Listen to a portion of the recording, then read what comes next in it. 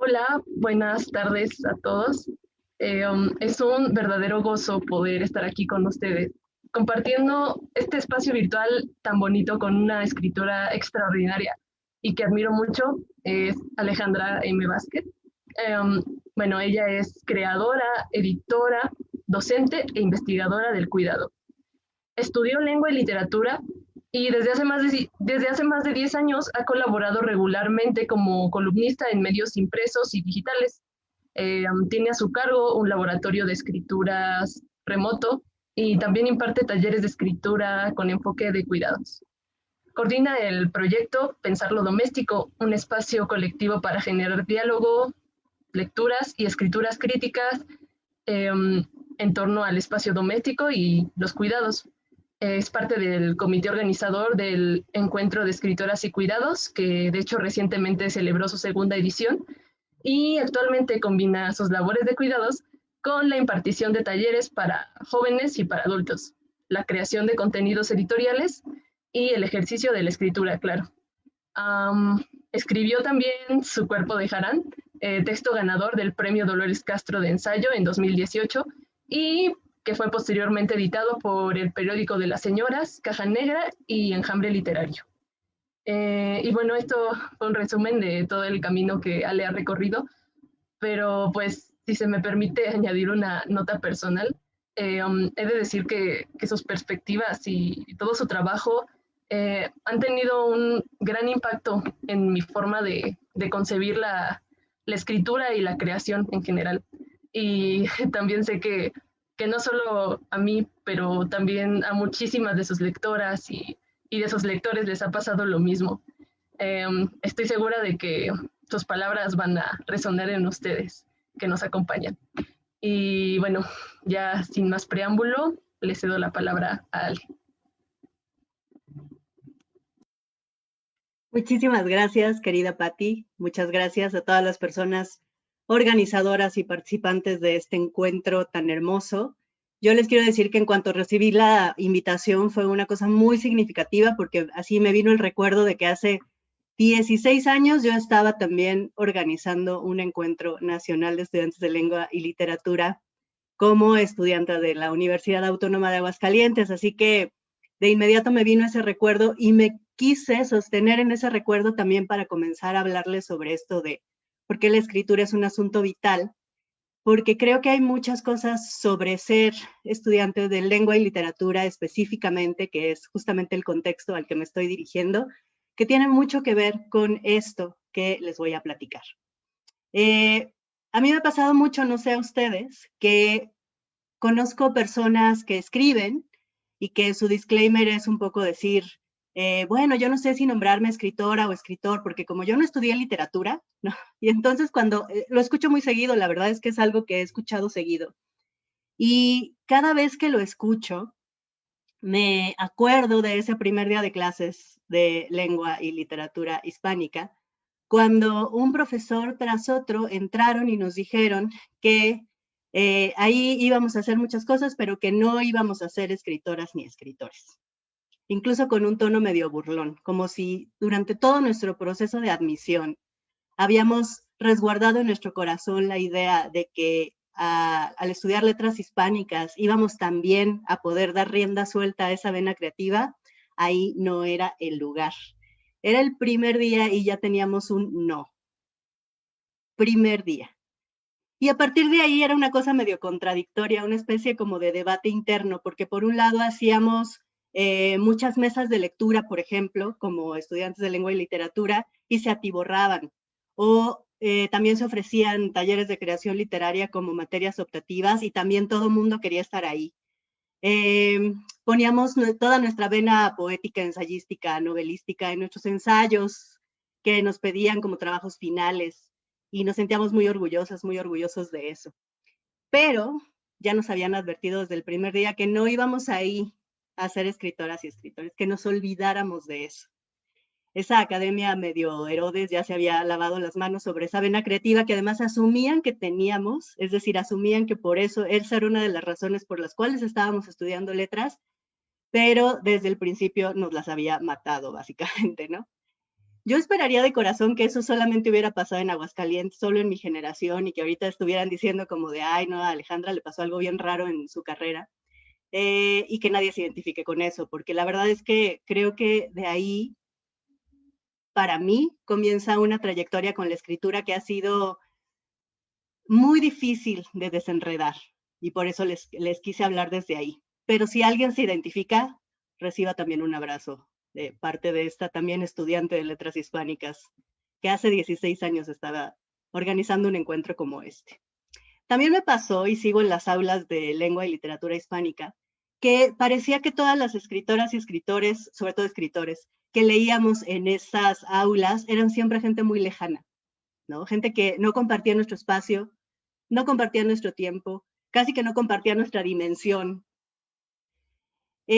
A mí en lo personal me pasó, a ver qué pueden hablar ustedes sobre esto, que fue hasta sexto semestre, y no en una materia de literatura, sino en la materia de metodología de la investigación 2, cuando mi profesor, que era filósofo, o es filósofo, Enrique Luján Salazar, invitó a 2 escritores de Aguascalientes, yo vivía en Aguascalientes entonces, a platicar con nosotras. Fue la primera noticia que yo tuve en mi templo del saber sobre la escritura viva de la región en que yo vivía en ese momento. Eso me parece realmente muy sintomático. Bueno, nosotras no leímos ni a Dolores Castro, por ejemplo. No teníamos idea de la escritura viva que estaba ocurriendo en la región en donde estábamos estudiando. Luego también se enteraba una de que algunas maestras y maestros también escribían creativamente, pero como eso no tenía nada que ver con el departamento de letras, pues estaba obviamente silenciado, nadie hablaba de eso. Pero claro que de escribir, sí escribíamos. Nos las ingeniábamos para compartir nuestros textos, fundábamos revistas, nos juntábamos a tallerear en los jardines, nos leíamos con fervor porque encontrábamos en nuestras palabras justamente los asuntos que estaban hablando de nuestra vida, de nuestro aquí y nuestro ahora. Memorizábamos frases enteras que había escrito alguna compañera, compañero. Las compartíamos con quienes quisieran escucharnos. Luego empezábamos a encontrar convocatorias literarias, a concursos, también había ciertas posibilidades de publicación, de poesía, de narrativa, de ensayo, becas que nos íbamos enterando ahí como por lo bajo que existían, nos animábamos entre nosotras. Yo les quiero decir que escribo desde muy pequeña y hay una cosa en mi historia personal que es muy determinante, que es que mi mamá conservó durante muchos años un texto que escribí después del temblor del 85 aquí en la Ciudad de México y que escribí cuando no había luz y entonces era un texto muy sentido sobre el temblor y sobre los gatitos y las velas y no sé qué. Y ella, como que en mi familia se nombró, bueno, en mi familia muy cercana se nombró siempre ese mi primer poema. Y eso que le hayan nombrado en mi familia mi primer poema era muy determinante. Y fue tan fuerte que eso además se consideraba un poema que durante muchos años yo creí que era poeta. Así empecé a estudiar letras hispánicas escribiendo poesía. Muchas veces digo que qué horror, que era muy mala poeta y no sé qué, pero ahora revisando mi trayectoria a la luz de esta conversación que les quería yo plantear, como que siento que es momento de reconciliarme también con ese inicio de mi escritura. Porque no era cosa menor, porque yo compartía mis poemas con esa comunidad universitaria de la carrera, que como yo, todas mis compañeras y todos mis compañeros queríamos escribirlo todo, pero no podíamos declararlo en voz alta. Incluso en los últimos semestres de la carrera me alié con 3 otras poetas de la universidad, que eran mis compañeras de grupo, Nancy Gallegos, Liliana Muñoz y Yadira Cuellar, y formamos un círculo poético, se llamaba el Círculo Poético Finisterre. Y miren, lo hicimos por puro instinto, ahora lo veo y me parece una cosa maravillosa, pero en ese momento eran instinto. Conseguimos los talleres del Museo José Guadalupe Posada y en Aguascalientes para trabajar, hicimos algunas lecturas públicas a los que nos invitaron, pero nos costaba mucho trabajo mantenernos cohesionadas porque no parecíamos tener algo que nos integrara a alguna narrativa, la que fuera. Al final Finisterra se disolvió, pero bueno, ahí queda la página en Facebook por si alguien lo quiere ver como memoria. Y también queda en nuestra memoria corporal, haber hecho colectiva, haber pertenecido. De hecho, ahorita que las recuerdo, las abrazo mucho desde aquí. Y a mí me llama mucho la atención justamente comenzar por historizar nuestra trayectoria como escritoras y escritores, porque creo que ahí hay muchos signos de lo que luego nos va a determinar también en nuestra escritura. Ahí, por ejemplo, en mi propia trayectoria, viendo Finisterra y viendo todo esto, pues ya había escritura colectiva, había conexiones con la tradición cultural de la región en que vivía, había como mucha idea, pero nada del contexto nos permitía nombrarlo tal cual de esa manera en ese momento. Y eso es algo que al menos yo puedo ver con muchos otros momentos de mi trayectoria de escritura, que es esa sensación de estar perdida, de estar absolutamente perdida en el mundo de la escritura. Y a menudo lo que he visto yo es que se resuelve de maneras muy fortuitas. Ves algo por ahí, escuchas algo al pasar, te encuentras una lectura, te dicen de una autora que está escribiendo más o menos eso, y ahí anda uno buscando en esas, pues en todo el mundo escritural a ver qué es lo que le construye sentido. Vas llenando esos huecos como puedes. Y al final nos titulamos en letras hispánicas con la certeza de que eso no tiene nada que ver con nuestra trayectoria de escritura. Hasta que una regresa del futuro, como ahora lo he hecho para esta conversación, y te dices, pues no es cierto. Claro que tiene todo que ver con tu trayectoria de escritura. No solamente porque fuimos escritoras y escritores mientras estábamos estudiando literatura y desde antes, sino porque muchas de las cosas que nos dijeron durante esos estudios nos determinaron la manera de ver nuestra propia escritura. Si les cuento esto es con dos finalidades. La primera es reconocer que mi historia de escritura ha sido realmente muy desconcertante y que hasta apenas hace unos 2 años más o menos que me nombré escritora, así fuerte y con todas las letras y sin sentir que se me atragante en la garganta esa palabra. Pero la verdad es que fue desde un muy profundo enojo que lo comencé a hacer. Como si cada piedrita en el zapato de mi trayectoria de pronto se hubiera revelado y se transformara en material así tal cual explosivo. No siempre controlo ese material explosivo, no siempre me ha hecho feliz. Entonces, decir que les hablo desde el intento por organizar y quizá incluso sublimar ese material explosivo me parece importante para que también puedan tomar mis palabras desde ahí y se queden justamente con lo que les pueda construir sentido a ustedes. Y la segunda finalidad de contarles esto es invitarles a que se cuenten también su propia trayectoria de escritura. A lo mejor a reconocer lo que en su momento no reconocieron, porque siempre hay algo. A rebobinar hasta encontrar los discursos que les han estimulado y también los que no. Y si reconocen algún momento en el que se hayan sentido parte de una esfera flotante sin raíces a la tierra, les invito también a nombrar eso y a acompañarse con el solo acto de reconocer que eso ocurrió. Eso para empezar. Y bueno, dirán, ¿y después qué? Ya historizamos, ya dijimos hasta aquí nuestra trayectoria con la escritura. Sé que no siempre son trayectorias tan dolorosas. Yo me he encontrado con ese común denominador en muchos de los talleres que he impartido después de escritura. Entonces también por eso me atrevo a decirles que sí hay el reconocimiento de un tipo de trayectoria que viene desde ahí, que viene desde la incertidumbre, que viene desde el dolor incluso, que viene desde atravesarnos por muchas cosas que no nos hacen felices, ¿no?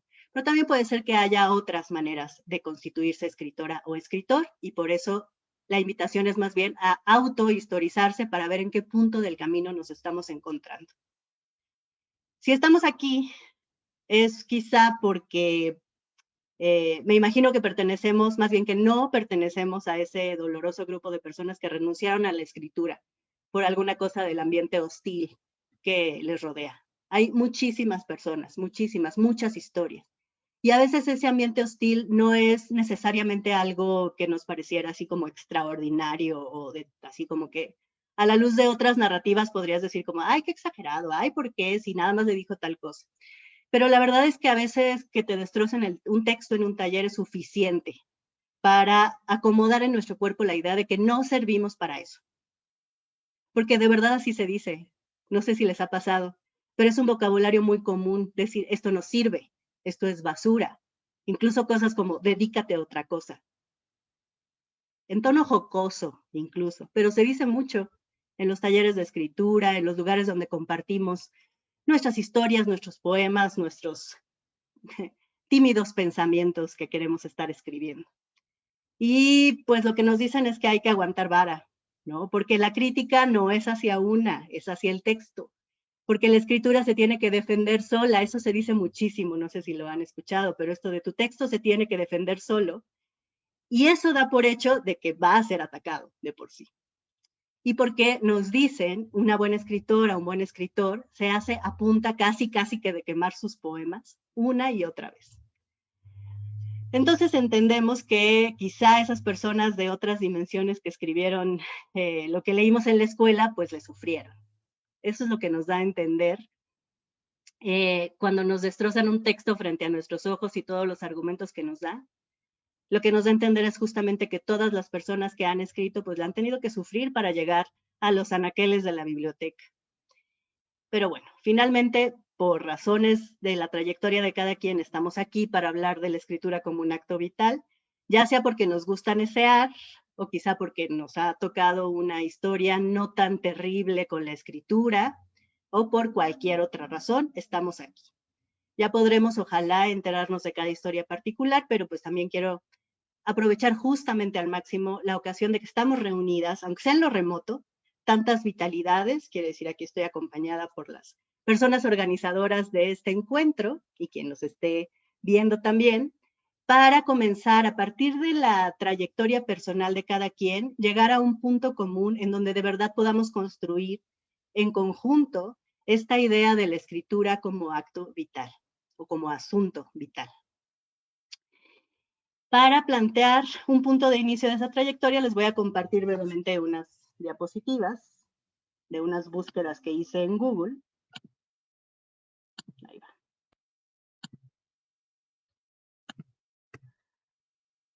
Sobre estos tres conceptos que pueden encontrar de estas tres maneras. Descorporalizar, descorporizar. Ahí pueden ver que hay muchísimo todavía, o sea, pueden empezar a sumergirse en esto y hay muchísimo. O bien descorporeizar. Los tres verbos aparecen muchísimo en muchos textos, a veces indistintamente y a veces sí se considera que existen los tres, y también aparecen en muchas teorías. Se refieren a esta tradición que disocia, a la tradición racionalista que disocia cuerpo y mente como si fueran asuntos separados. En la escritura, y a ver si pueden reconocer algunos ejemplos, tanto de cosas que les hayan dicho o de cosas que hemos visto a lo mejor en la historia de la literatura, esto se manifiesta con la visión de quien escribe como un cuerpo conducido por fuerzas ajenas a él, que entra en un trance al que solamente algunas personas pueden tener acceso y que está desvinculado de actos terrenales. Un caso que me gusta mucho y bueno, me da mucha risa, perdónenme por favor, que es el cuestionario Proust. No sé si lo han visto, pero este cuestionario Proust se compone por 30 preguntas que le dio una amiga de Proust justamente en 1890, su amiga Antoinette Faure, a Marcel Proust, que era como una especie de álbum de confesiones de personas cercanas a ella. Luego estas preguntas fueron retomadas por un conductor de un programa de literatura. El programa se llamaba Apóstrofes, de la televisión francesa, y el señor se llamaba Bernard Pivot. Y él iba haciendo este cuestionario a sus invitados. Luego la revista Vanity Fair también recuperó este cuestionario y empezó a pues, entrevistar con él a personas famosas como David Bowie, Allen Ginsberg o Gore Vidal. Las preguntas son estas. Entre ellas, por ejemplo, la flor que más te gusta, el pájaro que prefieres, músico, pintor, tu nombre favorito, un hábito ajeno que no soportas, etc. Si me parece curioso este cuestionario Proust, es porque parte justamente de la extrañeza, como si preguntarse estas cosas fuera una cosa demasiado extraña, fuera la cosa extraordinaria.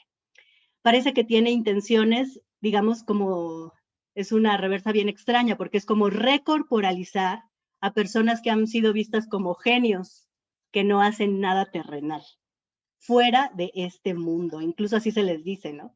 El genio es alguien que hace algo fuera absolutamente de este mundo. Esta reversa es muy reveladora porque se les quiere preguntar lo que para nosotras serían cosas mundanas, obvias, cotidianas. Pero cuando las contesta el genio, se nos permite incluso exclamar esto de, vaya, pero si Marcel Proust era una persona. Claro que Proust era una persona. Se le enfriaban los pies, comía pancito, por supuesto que hacía todo eso. ¿Por qué es una cosa extraordinaria decir eso de Marcel Proust y no de mi abuelita, por ejemplo? Pues justamente por esta tradición de descorporalizar, porque la figura del escritor, del genio en general y del nombre que ocupa un lugar canónico en cualquier disciplina, parece que requiere este mecanismo de disociación entre esa mente magistral y ese cuerpo terrenal. Aquí siéntanse libres de buscar ejemplos y espero que nos lo compartan en algún momento. Bueno, aquí dejo de compartir pantalla en esta parte.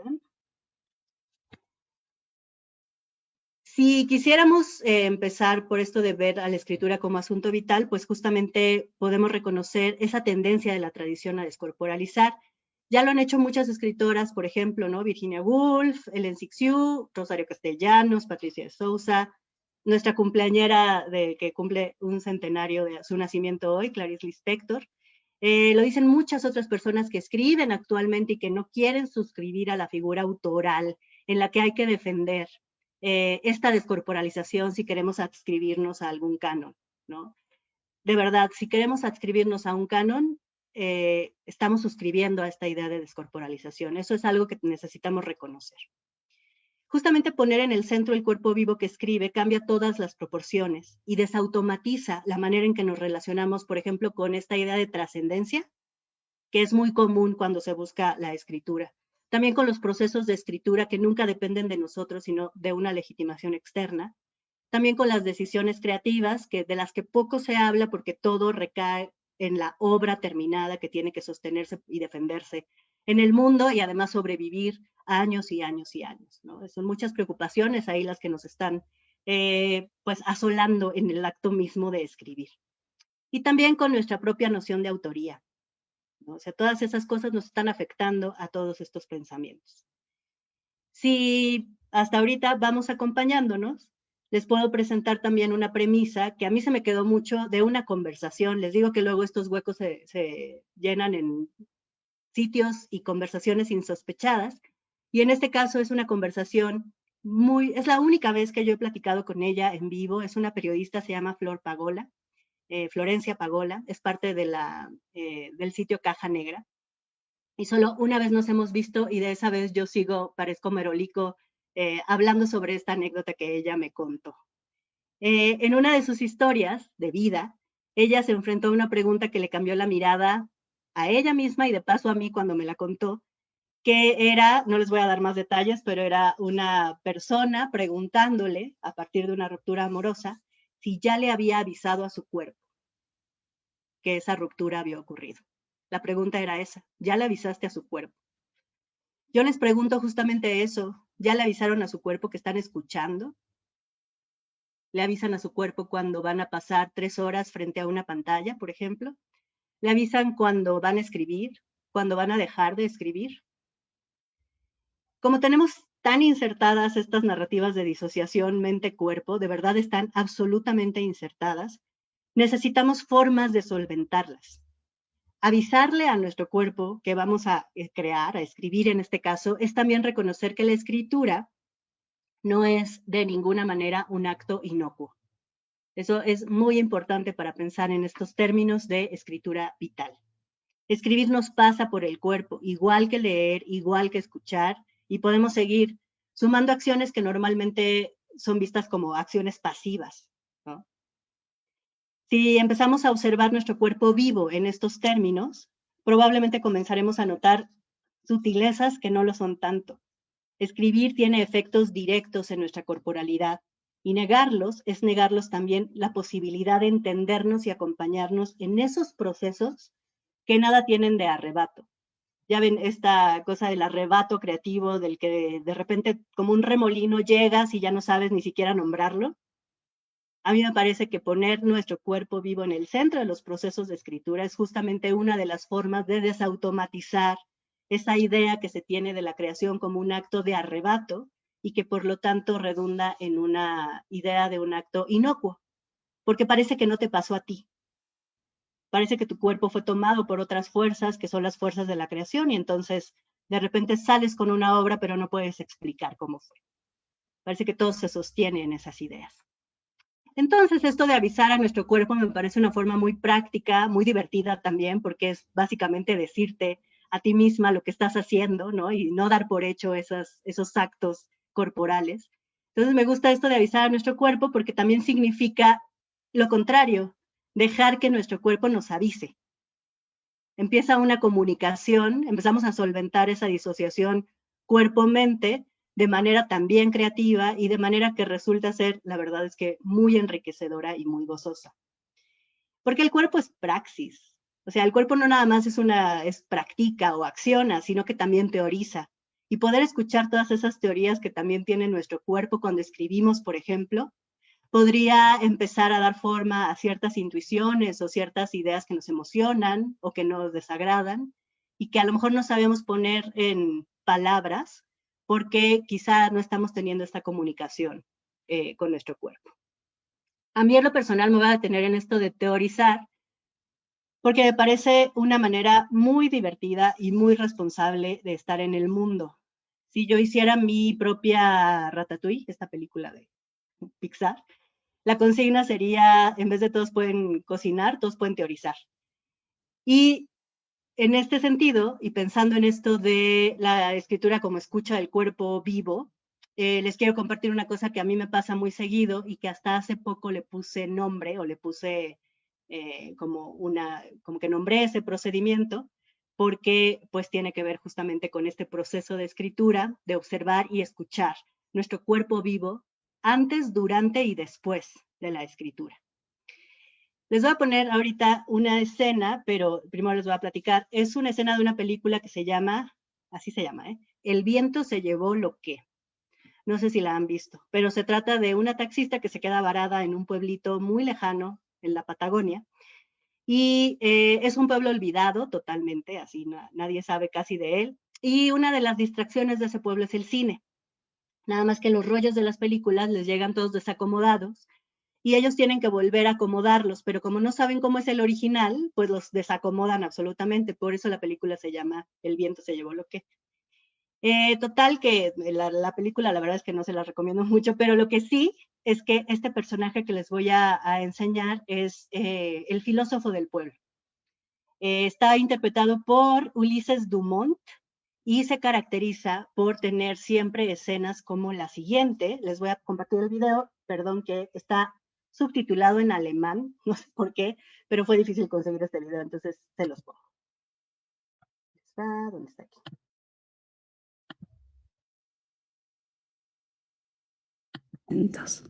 No empecemos con ideas fantasiosas. Vamos a suponer que uno está en una carreta que viaja por el espacio a 350.000 kilómetros por segundo, que viene a ser la velocidad lumínica dentro de la carreta, un cordero, que a su vez viaja a 350.000 kilómetros por segundo con la carreta, pero además tiene su velocidad, ya que recorre un kilómetro. Entonces, viejo, todo es relativo, ¿cómo nadie la va a ver? Todo es relativo, yo solo la vi, soy un genio. Soy un genio. Soy un genio. Tardini, grande Tardini. Todo es relativo. ¡La tengo, señores! ¡Lo tengo! ¡Todo es relativo! ¡Soy grande Tardini!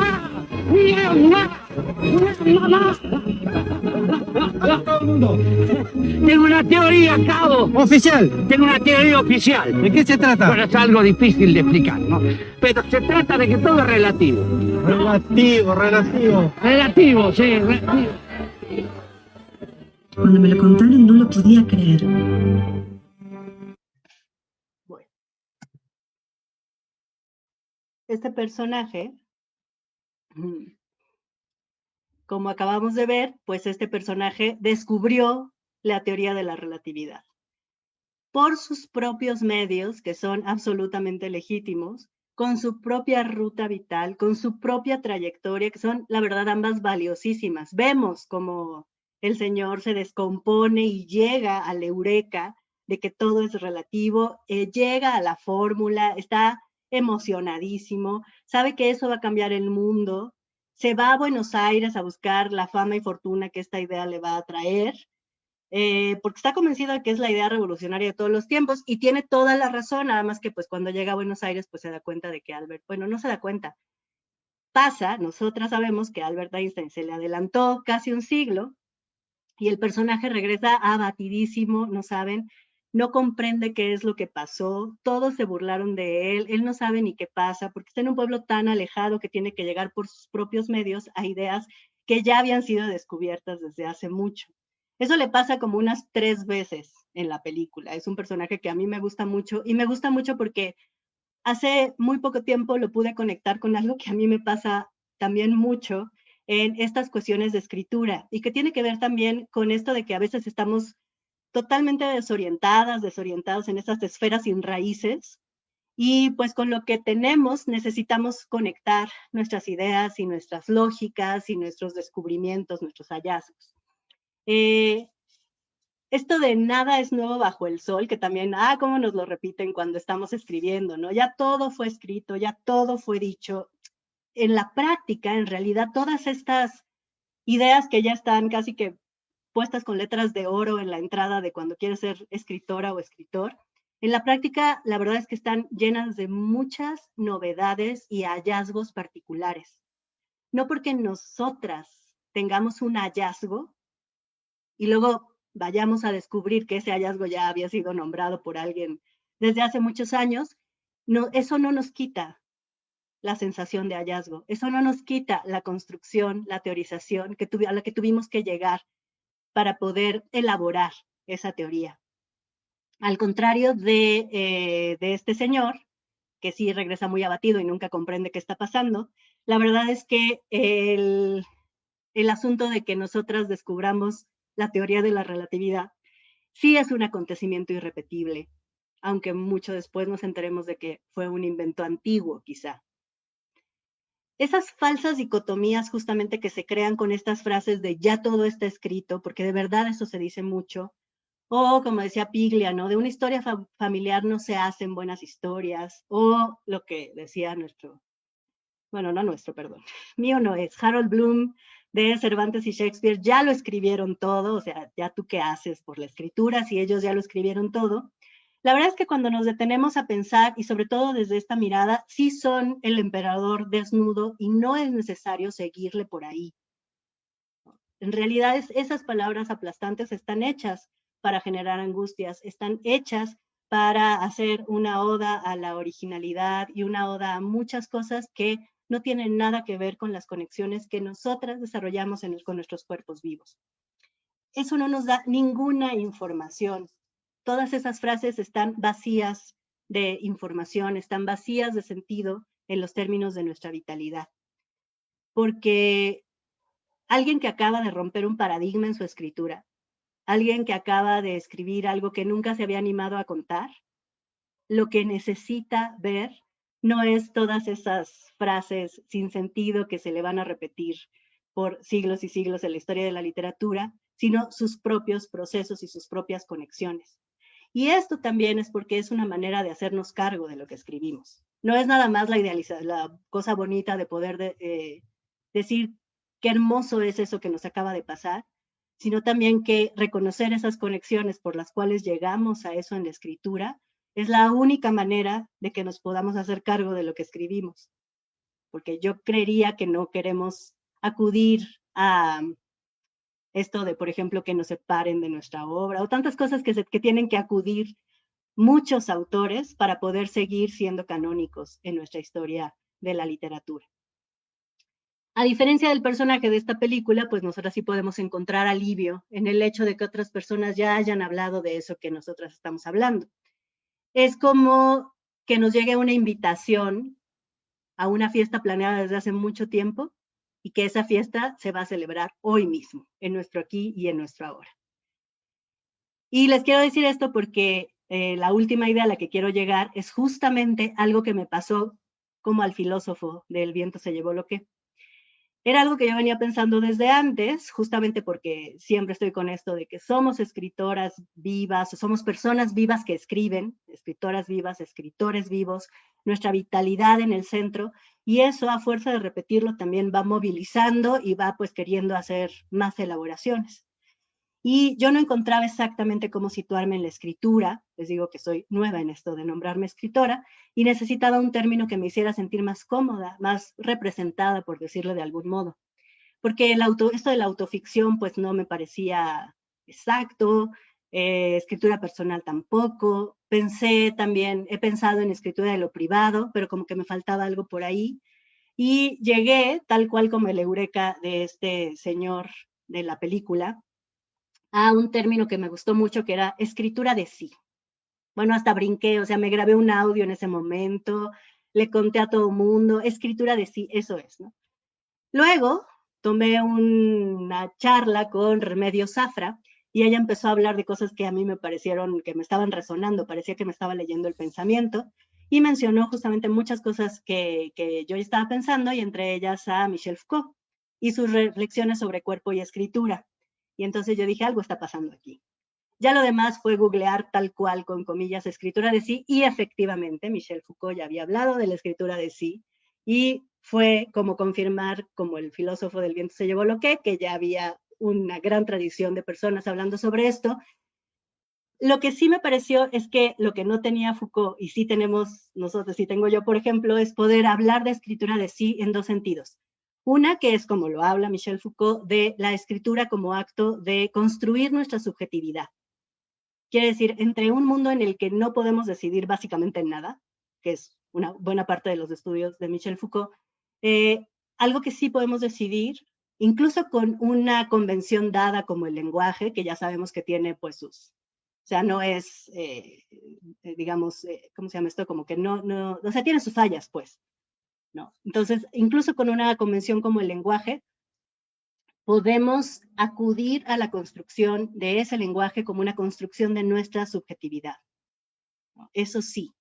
Y la otra, que no tenía Foucault, o sea, eso sí lo tiene Foucault, pero lo que no tenía Foucault es esa escritura de sí como escritura afirmativa. En español, sí tiene que ver tanto con la reflexividad sobre una misma como con la afirmación.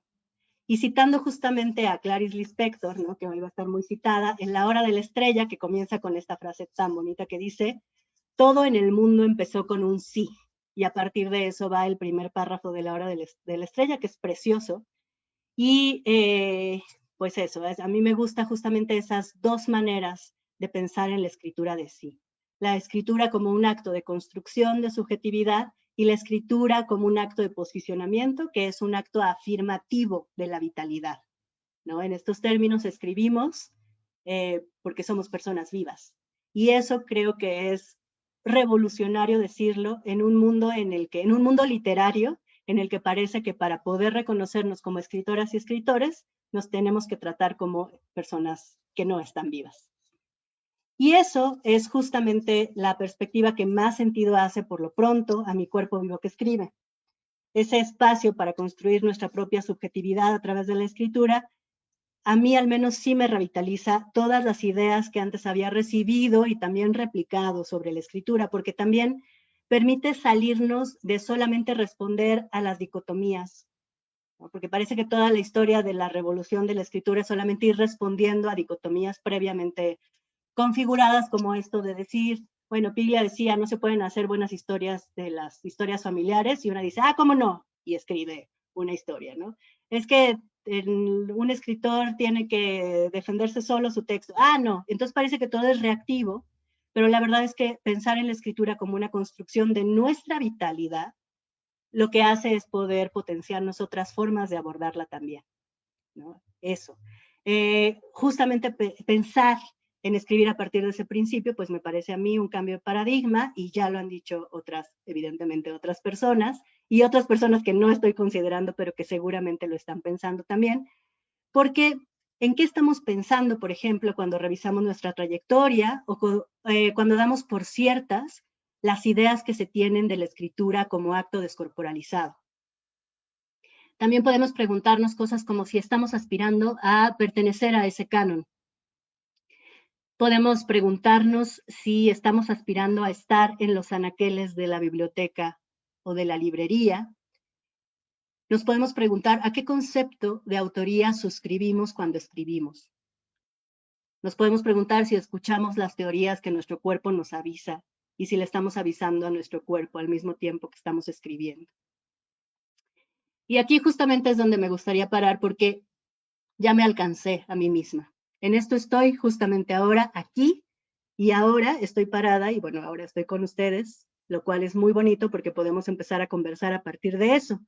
Me gustaría pues justamente saber qué sentidos les hace escuchar eso, si les recordó algo, si ya lo habían pensado evidentemente, si se les ocurre algo. Y mi subjetividad del aquí y el ahora justamente está en este leer a Foucault. Me acabo de enterar hace muy poquito esto de la escritura de sí, y a mí sí me hace ir pensando que por ahí puede ir las prácticas de escritura.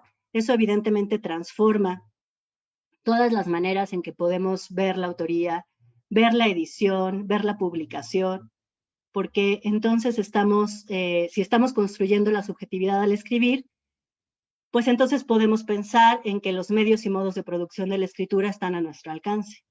Si pensamos, por ejemplo, en la comunidad lectora, en la comunidad escritora que está con nosotras y nosotros acompañándonos, también podemos pensar que quizá no vamos a aspirar a esa trascendencia que en 200 años nos van a leer, pero qué pasa con la comunidad que está próxima a nuestro cuerpo vivo, que es el que importa, finalmente. Entonces eso, ocupar el proceso por medio del cual escribimos y observarlo, es reconocer pues lo que tenemos para ofrecernos, lo que necesitamos, lo que vamos consiguiendo en esa trayectoria, y pues esas son las invitaciones, ¿no? Primero a poder narrarnos nuestra trayectoria de escritura, después a teorizar, aunque nos pase, o incluso si nos pasa lo que a este filósofo del viento se llevó lo que, y alegrarse cuando veamos que alguien más llegó a la misma conclusión, porque pues justamente de eso se trata, ser cuerpos vivos que están en un aquí y una ahora, y el hecho de que a Foucault se le haya ocurrido y luego muchos años después a mí, no quiere decir nada malo ni de él ni de mí, sino que estamos en trayectorias que se cruzan, y esos cruces también son parte de nuestra vitalidad. Y bueno, la invitación también es a nombrarnos, a turnar los roles, a veces somos escritores, a veces somos las personas que leen, y a reconocernos comunidad aquí y ahora, porque es la única manera, me parece, de poder vencer estos dolores que suelen estar presentes cuando nos nombramos escritoras y escritores. Y creo que si estamos aquí, espero, es porque ya no queremos que eso siga sucediendo. Entonces, eso es lo que les quería compartir. Ojalá que haya comentarios y chismes y demás.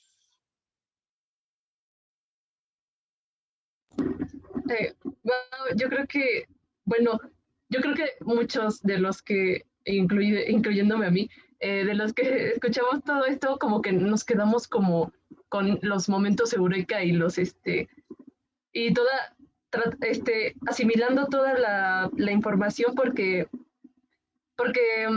toda la información y más bien como todos los las caídas de 20, ¿no? Que son bastantes.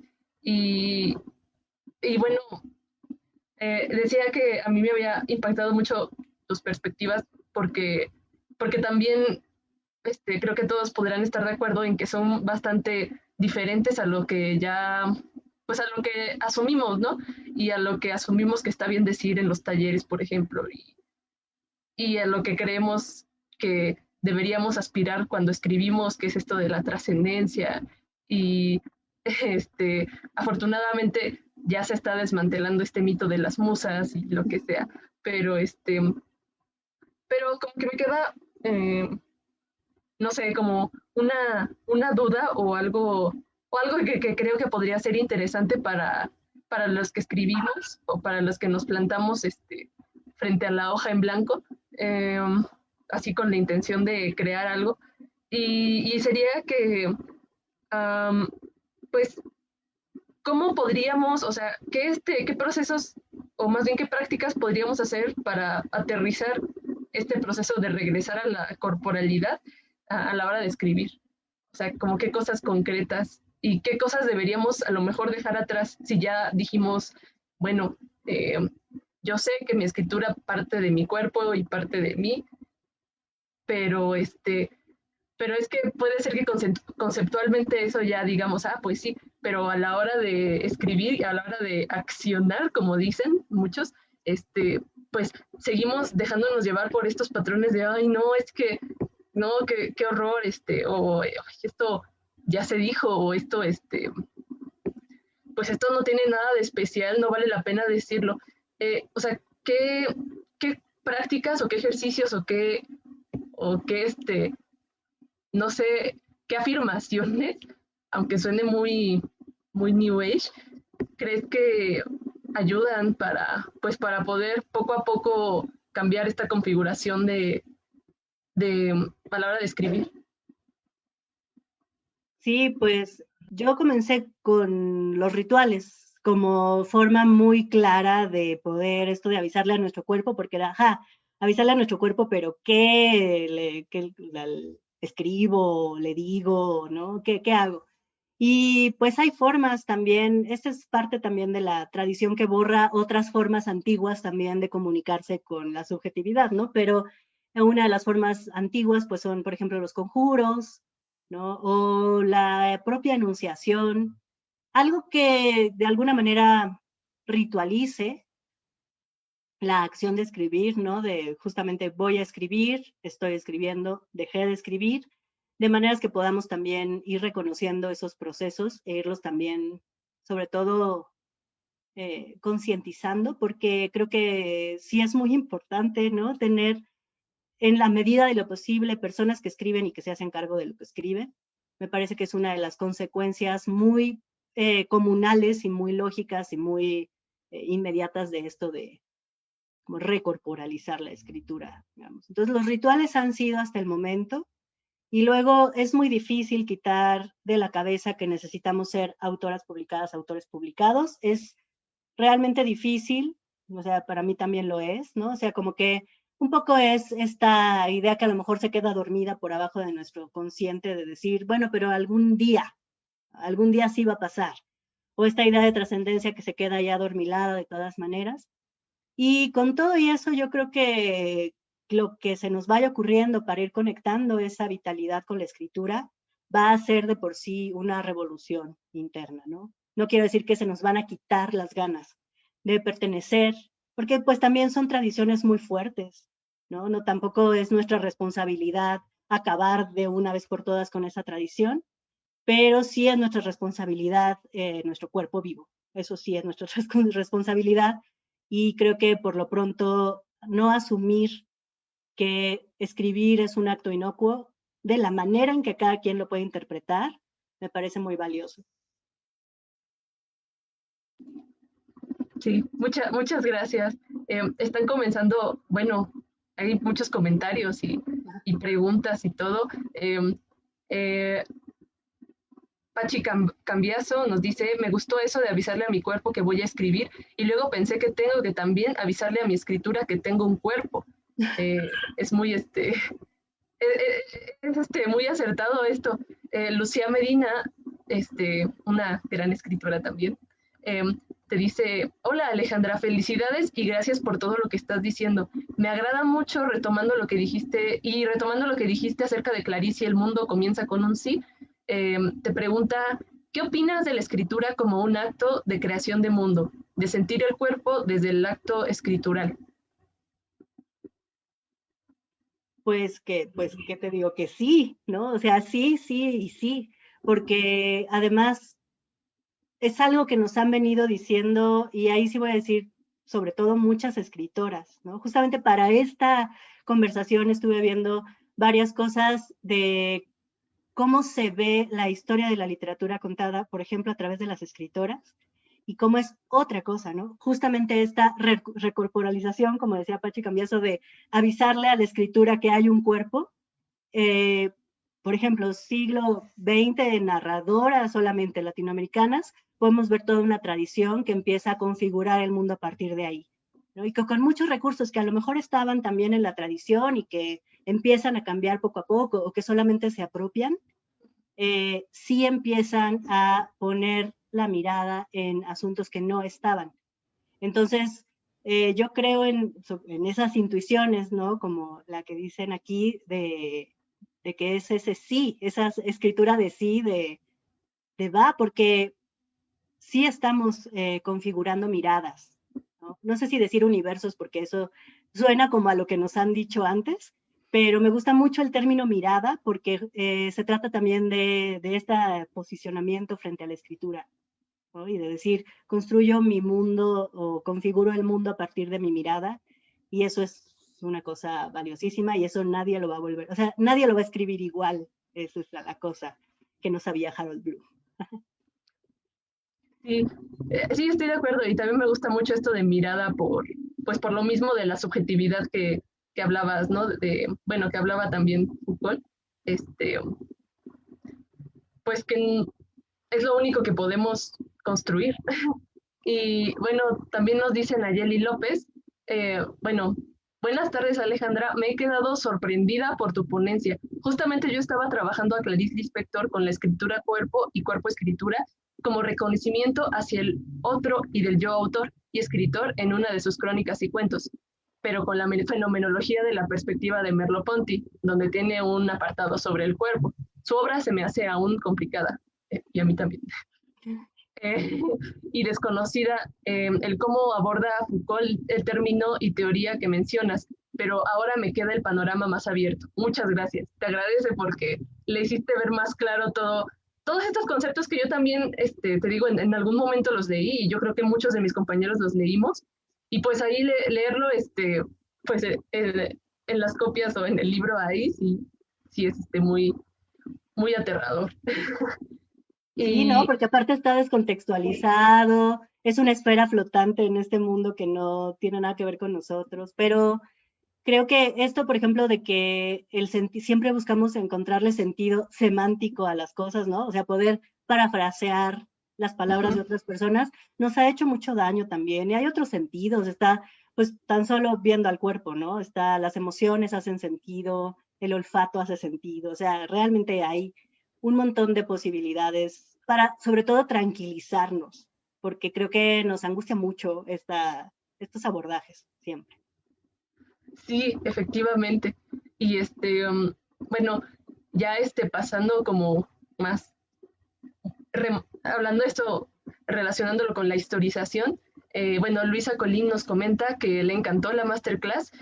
Dice, definitivamente tomar el camino de creadora es complicado, pero satisfactorio.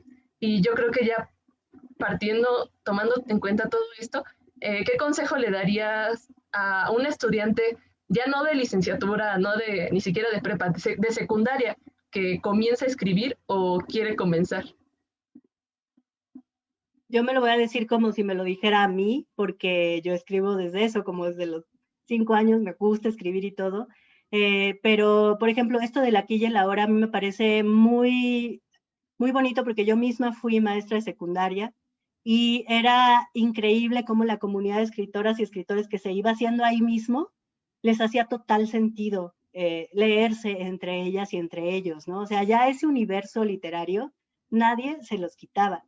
Y, por ejemplo, yo no lo tuve tanto cuando fui a la escuela o incluso, como les decía, en letras, tampoco es que, o sea, sí nos hacíamos espacios para leernos entre nosotros, pero siempre parecía que aspirábamos, que eso no eran las lecturas que importaban, y se oye muy feo decirlo, pero esa sensación parecía, sino que la literatura estaba conformada por quienes pasaban el examen de admisión, ¿no? Que nunca sabemos cuándo se presenta, pero creo que cuando ya no estamos vivas y ni vivos, o sea, ese es el problema. Entonces, creo que siempre leer a las personas que están escribiendo, porque realmente hay muchas personas escribiendo. De adolescentes, llenamos diarios enteros, o sea, es una cosa de muchas veces de escribir sin parar. Entonces, tanto leerse a una misma como leer a las personas que están escribiendo con nosotras y que también nos lean, creo que es así como invaluable y nos permite justamente posicionarnos en nuestro espacio-tiempo. Sí, es muy curioso eso del examen de admisión al canon, ¿no? Que lo presentas hasta que ya te mueres 100 años después. Ay, pues, también muchas gracias por ese consejo para los chicos de secundaria, las chicas de secundaria, porque creo que esto de es importante inculcar, aunque esa palabra ya suena muy moralista, pero sí es importante que se lea desde siempre a los que escriben ahora. Y pues mientras más pronto se tenga esa conciencia, pues mejor. Claro, porque Y además, si me permites añadir algo, es que poder concebirte como autora de tu tiempo y a las personas que escriben de tu generación como autores también, te hace leer de diferente forma. Yo no sé si les haya pasado, pero justamente te hace pensar en todas esas escritoras y escritores de anaquel como colegas. Eso es como súper mal visto, pero pues es que es real, ¿no? O sea, si escriben también y tú también, pues son colegas. Y entonces puedes empezar a dialogar de diferente manera también en la lectura y traerte a tu escritura lo más pronto posible, pues recursos que están a nuestra disposición, ¿no? Quiere decir, sí, es desestabilizar el canon, pues permite justamente acceder a todos los recursos que parece que están vedados para los elegidos, si no es cierto. sí, exactamente. Ya los vemos como, ya no se ponen sobre un pedestal, ¿no? Por así decirlo. Y, y bueno, ha sido realmente agradable estar aquí y compartir todo esto. Estoy súper feliz. Y bueno, antes de pasar a otras cosas, quiero hacerte esta entrega simbólica de la constancia, que digo, no te la puedo entregar así en tu foldercito, todo bonito, pero pues sí puedo decir que la Facultad de Estudios Superiores Acatlán otorga la presente constancia a Alejandra M. Vázquez por su participación en el ENELI con la masterclass ¿Por qué la escritura es un asunto vital? Entonces, aquí te la entregamos. Ya más tarde te la enviamos y todo. Y bueno,